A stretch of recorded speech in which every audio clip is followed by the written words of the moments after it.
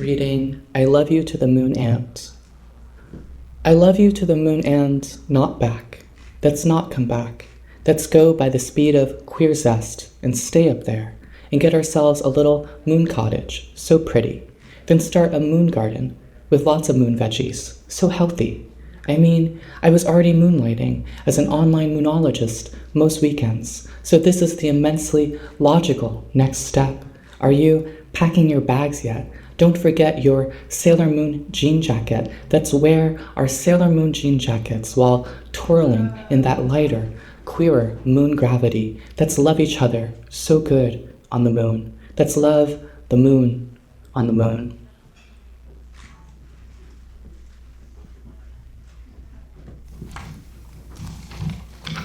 This is called The Orchard.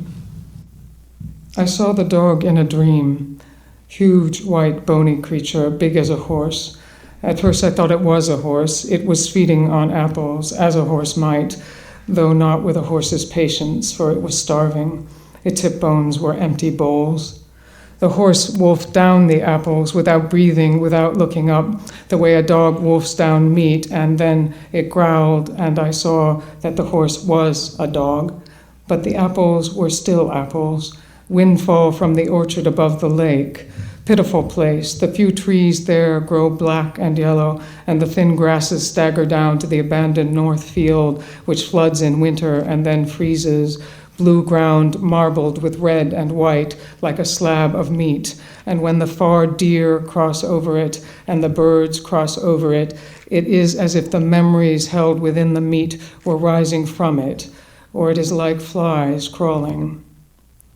I saw the dog in a dream, and then days later, just before dawn, I climbed to the orchard, and there he was, the same dog, chewing on a dead doe, and it was troubling. I thought I might still be dreaming, as was the case when for many months I could not sleep, and I lost the power to tell the figures in my dreams from those we call real.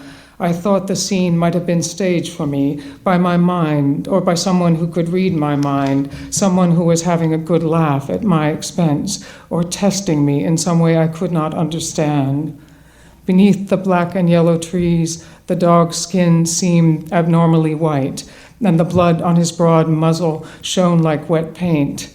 I closed my eyes. Not because the ghostly creature was now biting at the neck of the doe, the way those dark creatures who drink blood and live forever do, since the river of blood flows forever, the streams of an eternal city, forever running, forever carrying their musky loads of blooming and expiring words and figures, 1,000,000 yellow lights forever flickering off and on in the black liquid, gold, sweet liquid fallen. I closed my eyes, not out of distaste, but to see if the dog would disappear, the way the mist had thinned and vanished as I climbed the hill.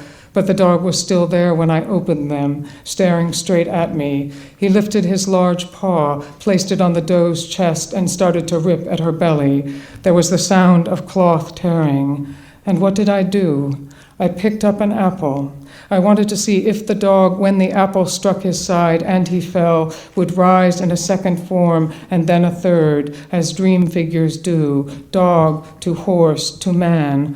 Or I wanted to see if the apple would pass through the dog, as through a ghost, and if the dog, like the best of ghosts, would turn and instruct me in my confusion. Or I wanted to bring the scene down to size, the way the bright lights that clank on at the end of the play show the mad king to be nothing but a skinny man holding a costume of cloth and paste. I wanted the dog to be just a stray gnawing on a bone. Or maybe I wanted none of these things. Maybe I wanted what the hunter wanted when he struck the doe.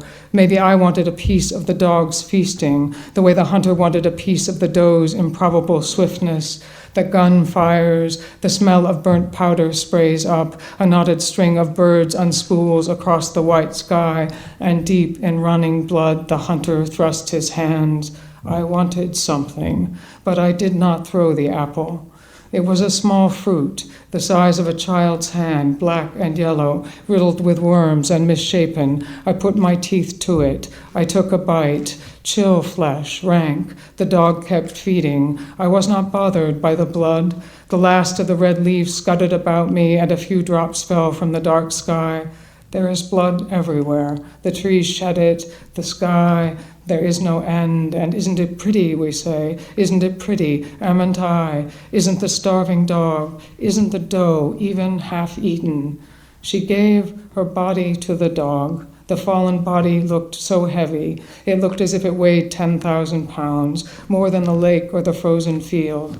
The doe dreamed of her death, and it came to pass. She courted the hunter, and he shot her, and she fell, and then the man stood over her, a white shadow, laughing, and then the dog stood over her, a black shadow, laughing, and the dog came close, the way a lover might, had the doe been human, and he put his mouth to her, as a lover might, had he been human, and her chastened flesh was a chalice, and she was peaceful, and there was bliss in this, and some horror. Around her the thorns shone black and yellow, and the fallen fruit lay black and yellow, and black and yellow are the colors of the orchard's hive when it masses, and the queen in a fiery constellation is carried to new quarters. The wind stirred in the orchard, the dog bit into the doe's chest, and the apple in my hand against my lips, small, misshapen, the size of a child's fist, full of worms, turned suddenly warm and soft. And it was as if on that hill, while the dog fed and the lake lay frozen, I was holding in my hand against my lips not a piece of fruit, not a piece of bitter, half-eaten fruit, but the still, warm, and almost beating heart of some holy being, just lifted from the dead body. And the heart was heavy and wet, and it smelled as it would smell forever, of myrrh and burning blood and gold.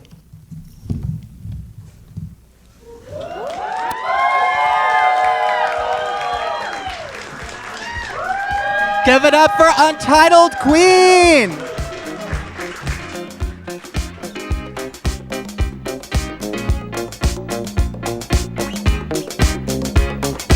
Beam me up, beam me up, beam me up, beam me up, beam me uptown. Beam me down, beam me down, beam me down, beam me back downtown. Beam me up, beam me up, beam me up, beam me up, beam me uptown.